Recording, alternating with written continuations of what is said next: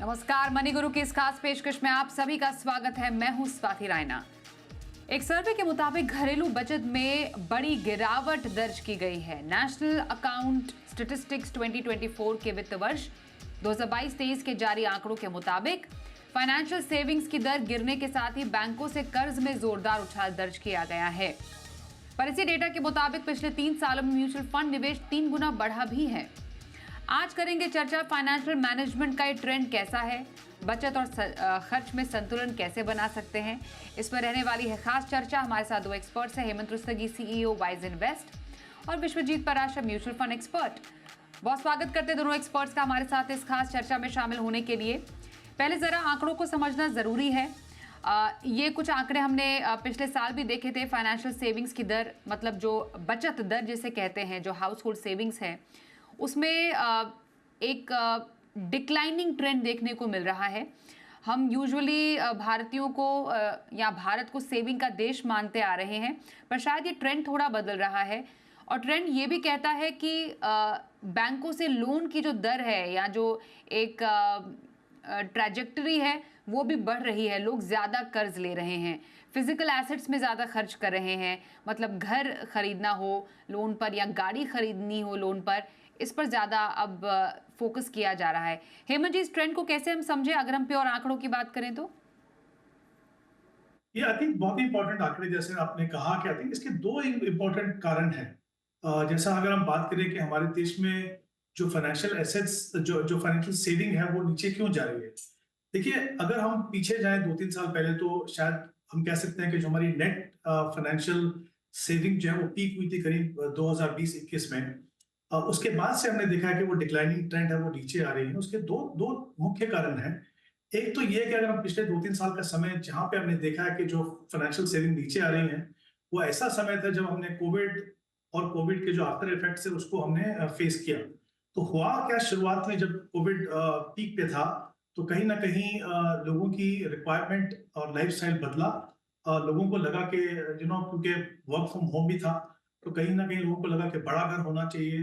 कभी लगा कि घर नहीं है तो एक सिक्योरिटी के लिए अब हमें एक घर चाहिए। और फिर ऑब्वियसली ऐसे भी लोग थे बहुत सारे, चाहे वो सैलरी क्लास में थे, चाहे वो सेल्फ एम्प्लॉयड थे या वो एसएमईज के लिए काम कर रहे थे, जहां पे उनको फाइनेंशियल हार्डशिप का सामना करना पड़ा। तो ऑब्वियसली जो पैसा, कुछ इनकम का कुछ हिस्सा जो फाइनेंशियल सेविंग में जा रहा था वो मिलना बंद हुआ। जब हमने क्या देखा ट्रेंड, कि जब आप ऑब्वियसली घर ले रहे हैं या बड़ा घर ले रहे हैं तो आपके लिए पॉसिबल नहीं है कि आप सारा पैसा अपनी जेब से अपनी सेविंग से लगाएं। तो कहीं ना कहीं आप उसके लिए लोन लेते हैं, तो आपकी ईएमआई आती है।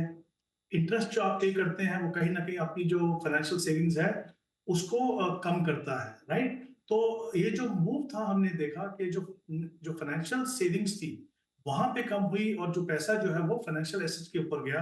और फिर सेफ्टी पॉइंट ऑफ व्यू से काफी लोगों को लगा कि उन्हें अपनी कार खरीदनी चाहिए, व्हीकल खरीदनी चाहिए। तो कहीं ना कहीं वो पैसा वहां पे मूव हुआ। दूसरा इम्पैक्ट ऑब्वियसली एक कारण उसका ये है कि जो एस्पिरेशनल एस्पेक्ट है या जो हमारी लाइफ में हम कहते हैं ना डेमोन्स्ट्रेशन इफेक्ट जो आ गया है, कहीं ना कहीं हमारी सोच बदली है, राइट। ऐसे लोग भी हैं जिनको लगता है कि हमारी इनकम बढ़ रही है तो बढ़ती रहेगी। ऐसे लोग भी हैं जिनको लगता है कि आज का सोचो कल का नहीं सोचना है। और जैसा मैंने कहा, बहुत सारे लोग ऐसे भी हैं जिनको फाइनेंशियल हार्डशिप का सामना करना पड़ रहा था। तो आई थिंक ये दोनों का अगर फैक्टर को हम देखें, उसके कारण हमने देखा है कि हमारे देश में जो फाइनेंशियल सेविंग्स का जो कंट्रीब्यूशन है वो डेफिनेटली कम हो रहा है। और जैसा मैंने कहा कि आप लोन लेते हैं, ईएमआई लेते हैं, तो कहीं ना कहीं दोनों एस्पिरेशनल और जो रिक्वायरमेंट थी दोनों के हिसाब से हमने देखा कि जो डेट भी है वो बढ़ रहा है। तो ये इस तरह का इम्पैक्ट है। बट एक इंपॉर्टेंट चीज और कहना चाहूंगा, फाइनेंशियल सेविंग्स के अंदर इन्वेस्ट करने का तरीका बदला। पिछले 3 साल में म्यूचुअल फंड में जो पैसा गया वो 3 गुना बढ़ा, इक्विटी और डिवेंचर्स में 2 गुना बढ़ा। तो कहीं ना कहीं जो पैसा ट्रेडिशनल ऑप्शन में जा रहा था उसका कुछ हिस्सा जो है वो मार्केट लिंक प्रोडक्ट में आना पड़ा। तो ये कुछ बदलाव है हमारे जो आई थिंक हम फाइनेंशियल सेविंग्स से रिलेटेड पिछले कुछ सालों में। एब्सोल्युटली। तो ट्रेंड हमने समझा, पर ये ट्रेंड पिछले 2-3 साल में ही बदला है विश्वजीत जी। कोविड के बाद, जिस जिक्र भी किया हेमंत जी ने कि कोविड के बाद ये कुछ हमने बदलता हुआ देखा है, क्योंकि जो फाइनेंशियल सेविंग्स के आंकड़े हम देख पा रहे हैं हाईएस्ट थे 2020 और 2021 में। एक ऐसा टाइम था जब लोग ज़्यादा खर्च नहीं कर रहे थे, अपने पास ज़्यादा पैसा रख रहे थे। उसके बाद हमने 2021-22 में इसको थोड़ा घटते हुए देखा और फिर अभी जो आंकड़े आए हैं 2022-23 के, उसमें सबसे कम पिछले 5 साल की फाइनेंशियल सेविंग के आंकड़े हमने नीचे जाते हुए देखे हैं। मतलब ये बात साफ है कि कोविड के बाद का ये जो ट्रैजेक्टरी चेंज है वो मनी मैनेजमेंट के कई ट्रेंड को भी दर्शाता है। जी, बिल्कुल स्वाति जी, अगर हम ओवरऑल देखें तो हमारा देश एक सेवर्स के नाम से जाना जाता था कि हम 30-35% अपना सेविंग करते थे। लेकिन वो जनरेशन जो थी, वो पिछली जनरेशन थी जिसको हम कहते हैं रोटी, कपड़ा और मकान। जो आज की जनरेशन है, जो हेमंत जी कहते हैं कि वो प्रेज़ेंट में जीना चाहते हैं, यानी कि ज़िंदगी ना मिले दोबारा, live life king size type generation है, जो हर चीज़ को एन्जॉय भी करना चाहती है। और कोविड के बाद ये साइकोलॉजी काफ़ी चेंज हुई। जब लोगों ने देखा कि कुछ भी हो सकता है, तो लाइफ को प्रेज़ेंट में जीना चाहिए, बहुत ज़्यादा फ्यूचरिस्टिक सोच के नहीं रहना चाहिए, तो लोगों ने कुछ स्पेंड करना शुरू किया। जैसे कि अगर हम कार की सेल्स देखें, अगर आज आप कोई कार लेने जाते हैं, तो कम से कम 6 महीने की बुकिंग है। या और लोगों ने घर की इम्पोर्टेंस को भी बहुत रियलाइज़ किया कि अगर इनकम चली जाती है, तो आपको ईएमआई देनी पड़ती है। ये जो बाहर से लोग जो लोग इंडिया में वापस आना चाहते थे, सेटल होना चाहते हैं, तो सडनली हमने देखा कि लग्जरी हाउसेज़ की डिमांड बहुत तेज़ी से बढ़ी है। उसके लिए लोगों ने लोन लिया है। तो इसी की वजह से नेट इनकम, जो नेट हाउस होल्ड इनकम है, जो कम हुई है और सेविंग जो कम हुई है, उसका ये बहुत बड़ा मुख्य कारण है। तो इसलिए मुझे नहीं लगता ये कोई चिंता का विषय है, क्योंकि कहीं न कहीं लोग स्पेंड कर रहे हैं जिससे कि इकोनॉमी ड्राइव कर रही है, और गवर्नमेंट भी शायद ऐसा ही कुछ चाहती है, क्योंकि अगर आप टैक्स रिजीम्स को देखें, तो ओल्ड टैक्स रिजीम जो थी वो सेविंग को एनकरेज करती थी। लेकिन जो न्यू टैक्स रिजीम है, तो गवर्नमेंट भी चाहती है कि आप टैक्स तो आपको इतना ही लगेगा, जो पैसा बचता है आप उसको स्पेंड करें। और इकोनॉमी ऐसे ही चलती है कि जब कोई खर्च करता है, तभी किसी की इनकम बनती है और लोगों को जॉब्स मिलती हैं। तो ये एक मुख्य कारण है इकोनॉमी को ड्राइव करने का, और कोई सरप्राइज़ नहीं है कि we are the fastest growing economy in the world. तो किसी का खर्च, किसी की इनकम, मेरे ख्याल से यही हो रहा है। सेविंग जो जो कम हो रही है, वो लोग ऐसा नहीं है कि वो सेव नहीं कर रहे हैं। जैसे हेमंत जी ने भी बताया कि वो म्यूचुअल फंड्स पे अगर आप देखें तो नंबर्स बढ़ रहे हैं, ट्रिपल्ड हो गए हैं 3 साल में। तो ऐसा इसलिए हो रहा है क्योंकि अवेयरनेस भी बढ़ रही है। लोगों को लगता है कि सेव करो, स्मार्ट ट्रेडिशनल इन्वेस्टमेंट्स में इतना रिटर्न्स नहीं है, इन्फ्लेशन को बीट नहीं कर पाते हैं।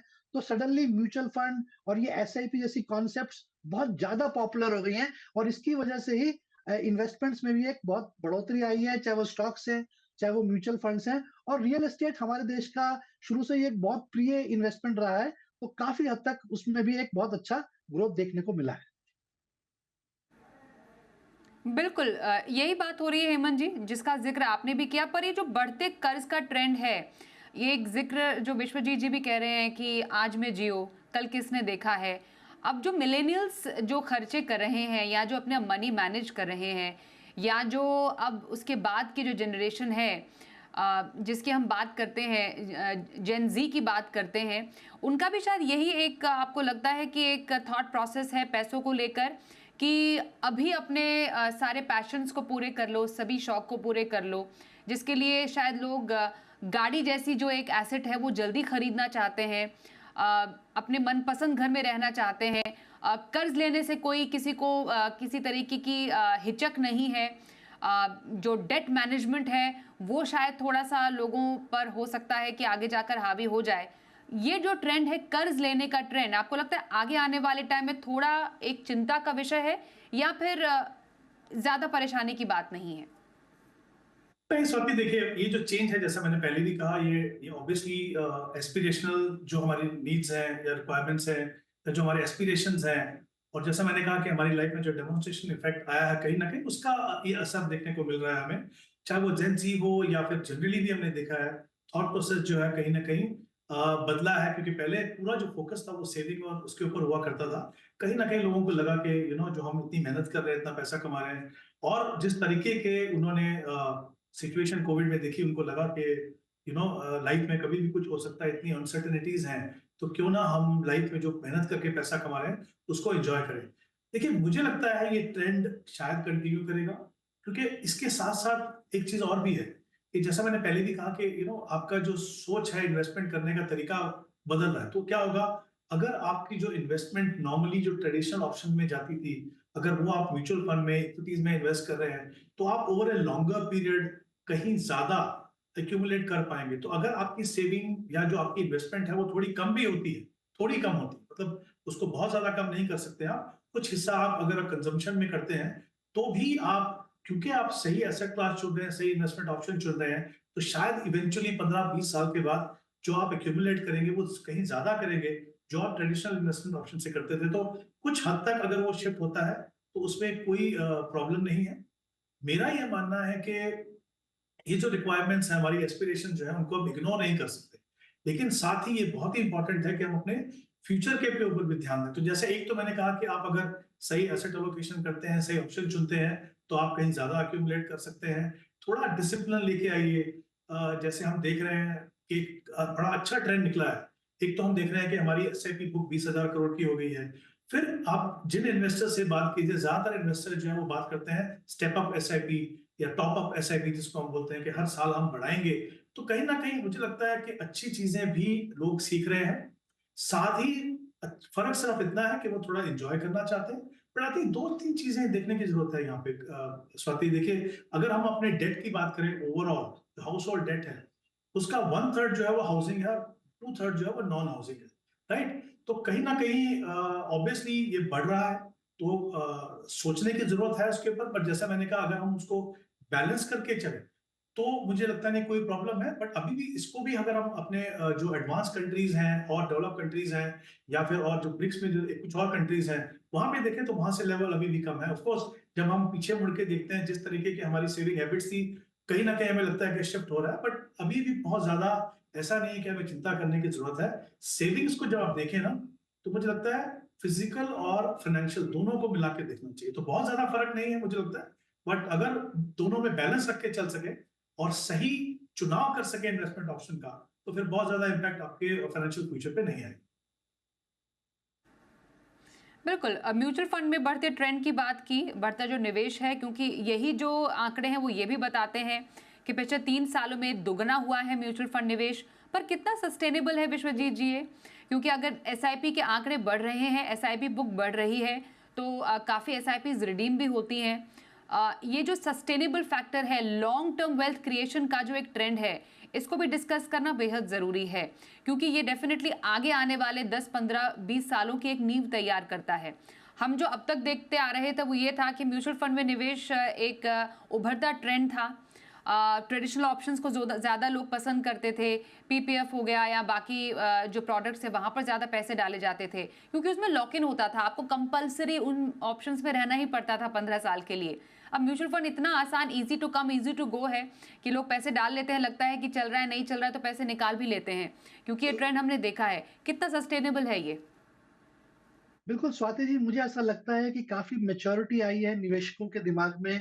अब जब पहले मार्केट गिरती थी तो लोग पैसा निकालते थे, अब लोग कहते हैं कि ये एक अपॉर्चुनिटी है निवेश करने की। तो ये काफी मैच्योरिटी है, इवॉल्व हुआ है निवेशक। और एक बुल रन चल रहा है, जब बुल रन चल रहा है तो निवेशकों को लगता है कि इससे अच्छे रिटर्न्स कहीं और नहीं बन सकते हैं। ये रिटर्न्स देखने को मिले हैं लास्ट 2 साल में। अगर आप देखें जिस तरीके से स्मॉल कैप में पैसा आया है या मल्टी कैप में जिस तरीके से पैसा आया है, तो हर निवेशक चाहता है कि वो इन्फ्लेशन को बीट करे, स्मार्ट इन्वेस्टमेंट प्रोडक्ट्स में निवेश करे। तो मुझे ऐसा लगता है क्योंकि हमारे देश की इकोनॉमी बहुत स्ट्रॉन्ग फैक्टर्स पे है। जो जितने भी पिलर्स हैं वो बहुत स्ट्रॉन्ग हैं, चाहे वो डेमोग्राफिक एडवांटेज है, हम यंगेस्ट पॉपुलेशन है, हमारा डेमोक्रेसी चल रहा है, जो बाकी आस-पड़ोस के देशों में देखें तो शायद वहाँ पे ऐसा नहीं है। और डिजिटाइज़ेशन जो बहुत तेज़ी से चल रहा है, तो बहुत सारे ऐसे कारण हैं जिससे ऐसा लगता है कि ये सस्टेनेबल रैली है। और ऐसा ही निवेशकों को भी लगता है, पॉजिटिव सेंटिमेंट्स है अक्रॉस द कंट्री कि मार्केट बहुत सस्टेनेबल है, क्योंकि कंपनीज परफॉर्म कर रही हैं, कंपनीज का जो अर्निंग्स है वो बहुत अच्छे हैं। अगर अर्निंग्स आ रही है तो ऑटोमेटिकली इक्विटी मार्केट पे उसका इम्पैक्ट पड़ता है। तो जिस तरीके से जीडीपी ग्रो कर रहा है, इकोनॉमी ग्रो कर रही है, तो ये काफी हद तक ऐसा लगता है कि आने वाले 8-10 साल, और ऐसे बहुत सारे एक्सपर्ट्स कहते हैं कि ये दशक जो है भारत का है, इंडिया का है। तो मुझे ऐसा लगता है ये रैली सस्टेनेबल है लॉन्ग टर्म में। और पैसा बढ़ रहा है, ये तो सिर्फ एक ट्रेलर है, पिक्चर अभी आनी बाकी है। क्योंकि हर साल आप देखें एसआईपी की बुक बढ़ रही है, जैसा अभी हेमंत जी ने भी बताया।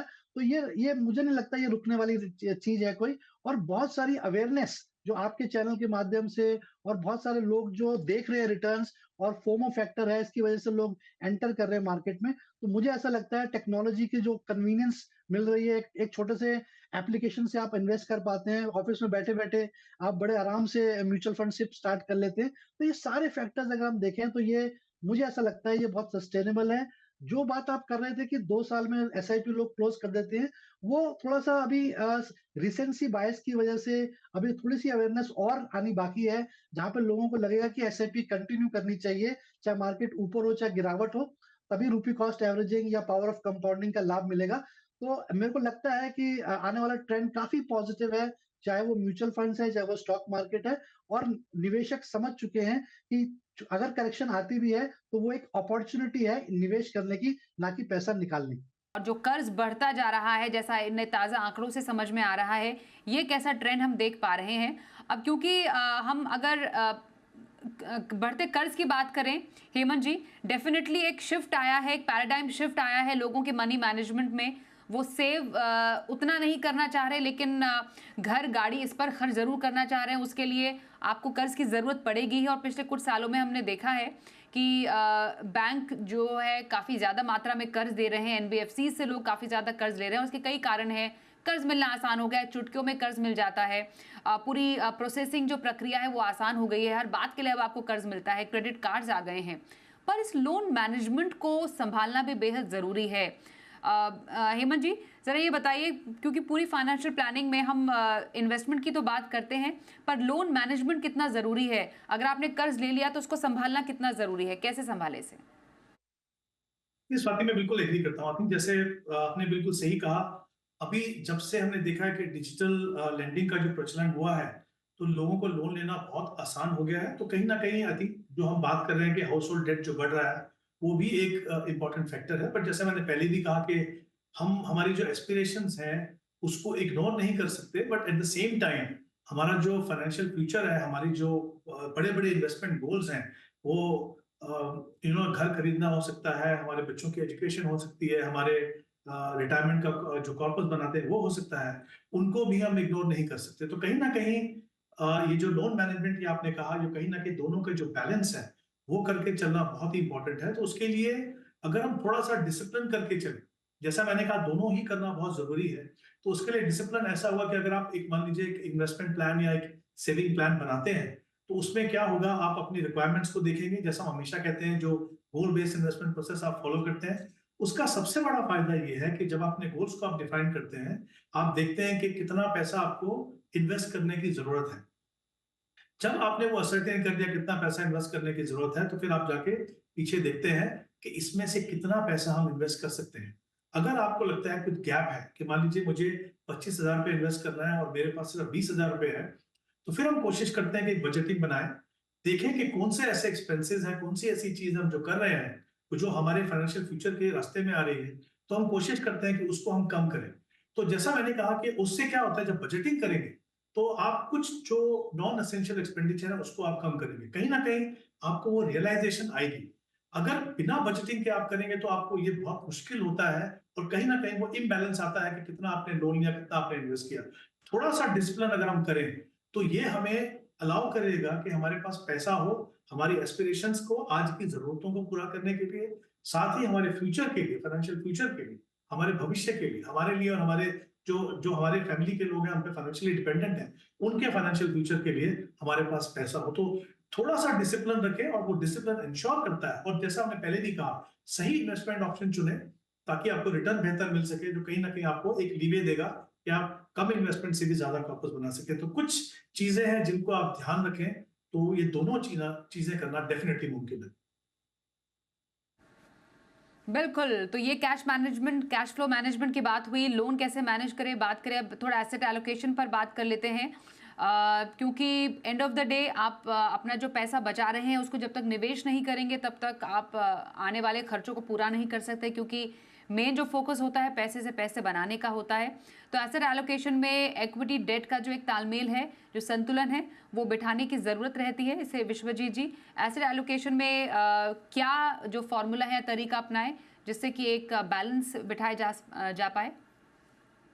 देखिए स्वाति जी, अगर हम ओवरऑल देखें तो सबसे पहले आपको देखना है कि जो वॉरेन बफेट भी कहते हैं कि जो आपकी इनकम है, आप पहले खर्च कर लें, उसके बाद जो बच जाए वो सेव करें, वो गलत है। तो पहले जो आपकी इनकम आ रही है, जो आपने गोल सेट किए हैं उसके लिए सेव करें, उसके लिए इन्वेस्ट करें और जो बच जाए वो खर्च करें। तो अगर आप ऐसा रूल बना के चलेंगे कि खर्च बाद में करना है, पहले सेव करना है, तो आपकी फाइनेंशियल लाइफ काफ़ी अच्छी रहेगी फ्यूचर पॉइंट ऑफ व्यू से। दूसरे ऐसे बहुत सारे रूल्स भी हैं कि 30-30 30-10 30% आप अपना ईएमआईज़ मैक्सिमम रखिए, 30% सेव और इन्वेस्ट कीजिए, 30% अपना ग्रोसरी या जो भी आपके खर्चे हैं उस पे रखिए और 10% केवल अपने वांट्स के लिए या डिज़ायर्स के लिए कि आप अच्छे रेस्टोरेंट में खाना खाना जाना चाहते हैं या घूमने जाना चाहते हैं। तो कुछ ऐसे रूल्स अगर आप फॉलो करेंगे, तो आपकी सेविंग्स अच्छी रहेंगी, आपका फ्यूचर फाइनेंशियल गोल्स अचीव होते रहेंगे।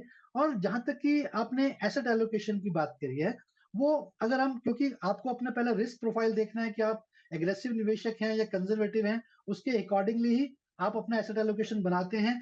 But as a thumb rule जो नॉर्मली हम कहते हैं कि आप 100 माइनस योर एज अगर आप हैं जो भी आपकी एज आती है, चाहे आप 80 वर्ष के भी हैं, चाहे आप 40 वर्ष के भी हैं, तो 100 माइनस एज अगर आप करते हैं तो उतना पैसा आपको इक्विटी में निवेश करना चाहिए क्योंकि equity is the only asset class जो बाकी एसेट क्लासेस को आउट परफॉर्म करती है लॉन्ग टर्म में।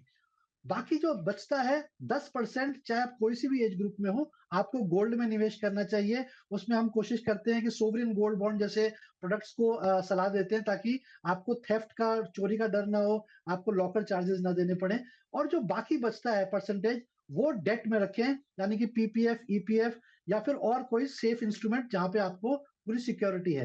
तो ऐसे करके अगर आप अपना 100 रुपीज़ डिवाइड करेंगे, तो आपका एसेट एलोकेशन अच्छा रहेगा और ये भी याद रखना है कि अगर आपका एसेट एलोकेशन बढ़ जाता है, कहीं किसी वजह से आपको लगता है कि इक्विटी में मैंने ₹60 रखना था, अब वो 70 हो गया है, तो वो ₹10 निकाल के आप वापस डेट में रख दीजिए, ताकि आपको हर साल अपना एसेट एलोकेशन सेम रखना है और कहते हैं कि 90% सक्सेस आपके पोर्टफोलियो का डिपेंड करता है किसी स्कीम या फंड पर नहीं, बल्कि राइट एसेट एलोकेशन पे। तो अगर आप एसेट एलोकेशन को हर साल रिव्यू कर रहे हैं, तो आपका पोर्टफोलियो बिल्कुल सही रहेगा और लॉन्ग टर्म फाइनेंशियल गोल्स आप अचीव कर पाएँगे।